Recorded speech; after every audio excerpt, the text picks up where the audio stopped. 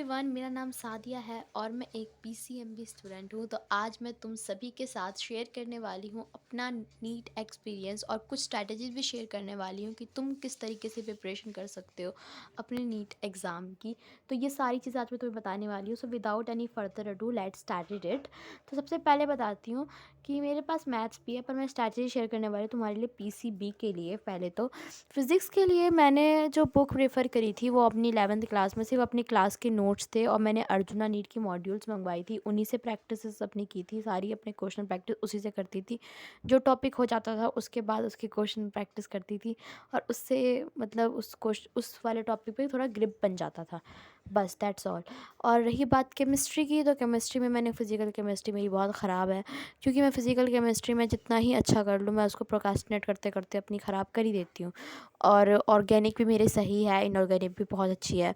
और बायोलॉजी में मेरे बहुत अच्छे मार्क्स आए थे, और मैं हमेशा मॉक टेस्ट में बायोलॉजी मेरे अच्छे ही मार्क्स आते हैं। तो बायो के तो आई एड ओनली प्रेफर यू कि तुम सिर्फ एनसीईआरटी फोकस करो और किसी चीज़ में मत करना, कोई और रेफरेंस बुक मत लेना। मैंने ये मॉड्यूल्स मंगवाई थी तो मैं इन्हीं से बस क्वेश्चन प्रैक्टिस के लिए करती थी। For question practice you will prefer any modules of any coaching, अगर तुम्हें लेनी हो तो। मैं तो पीडब्ल्यू की स्टूडेंट हूँ, तो मैं पीडब्ल्यू की ही कोचिंग मॉड्यूल्स लेती हूँ। So I want to share my directly experience of my NEET exam. मतलब अभी नीट एग्ज़ाम नहीं है मेरा, अगले साल है, पर मैं तुम सबको बताती हूँ कि किस तरीके का ये एग्ज़ाम की तैयारी चल रही है as a regular school student plus PCMB और प्लस नीट एस्पिरेंट और एक स्टडी व्लॉगर की तरह। ठीक है।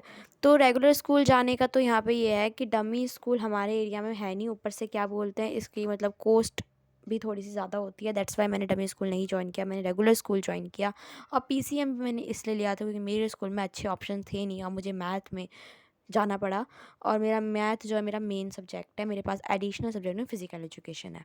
तो अगर मैं तुम्हें बताऊँ तो मैंने अभी जो इनरोल हुई हूँ वो लक्ष्य नीट वाले बैच में ज्वाइन हुई हूँ, जिसमें समाप्ति ma'am, MR sir, Rupesh sir और सुधांशु सर, और ऑर्गेनिक के लिए हमें पंकज सर, इतने सारे सर हमें अच्छे अच्छे टीचर्स, क्वालिफाइड टीचर्स प्रोवाइड हुए हैं, और मैं उन्हीं से पढ़ती हूँ।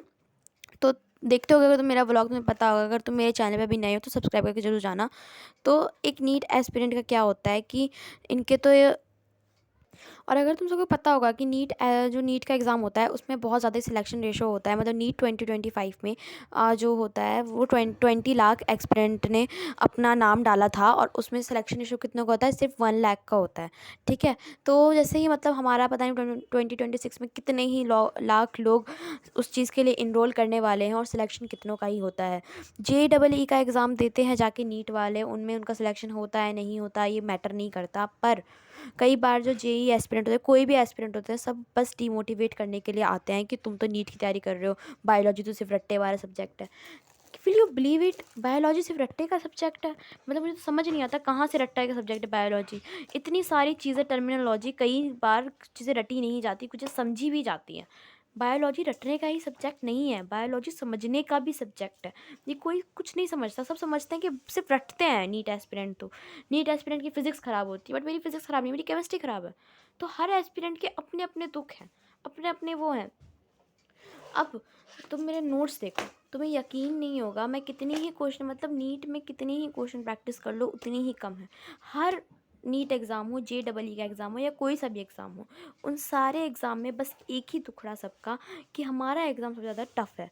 और हम एक नीट एस्पिरेंट कभी ये नहीं बोलते कि उनका एग्ज़ाम टफ़ नहीं है, हमारा एग्ज़ाम टफ़ है। तो एज़ अ नीट एस्पिरेंट मुझे भी कई बार सुनने को मिला है कि सिर्फ बायोलॉजी तो रट्टे मारने का सब्जेक्ट है, नहीं हो पाएगा सिलेक्शन, क्योंकि सिलेक्शन रेशियो कम है तुम्हारे, उसमें इतने सारे लोग देते हैं। बायोलॉजी सिर्फ रटते हो तुम सब, केमिस्ट्री भी रटने का ही है, रटना ही है, रट्टू तो रट्टू, मतलब इतना सारे नाम सुनने को मिलते हैं हमें, अलग अलग रट्टू, ये सब वगैरह नाम। तो तुम समझ सकते हो ना किस तरीके से एक नीट एस्पिरेंट की जर्नी होती है।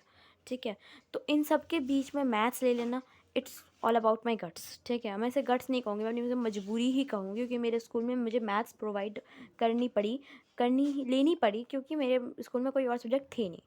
तो इस वीडियो को ज़्यादा लंबी ना रखते हुए मेरे को बस ये एक रेंट वीडियो बनानी थी ऑफ माई नीट की कहानी।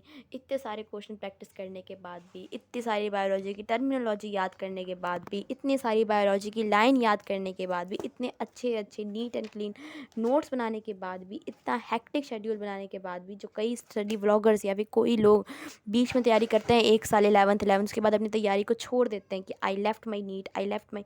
और इस चीज़ को जब नहीं होता तो कई स्टडी व्लॉगर बोलते हैं कि मैंने इस भाग दौड़, इस कुत्ते बिल्ली की रेस से छोड़ दिया। और जो कर रहे हैं कंटिन्यू, उन्हें कहते हैं कि तुम तो बस भाग दौड़ में लगे हो। तो इट्स नॉट टू ईजी, बहुत डिफ़िकल्ट होता है इन सब चीज़ों को मैनेज करते हुए चलना। तो हाँ, अगर तुम्हें मेरी वीडियो अच्छी लगी हो, मेरी वीडियो रिलेटेबल लगी हो, तो लाइक करके ज़रूर जाना। So that's all for today, hope you like it, bye bye, see you soon.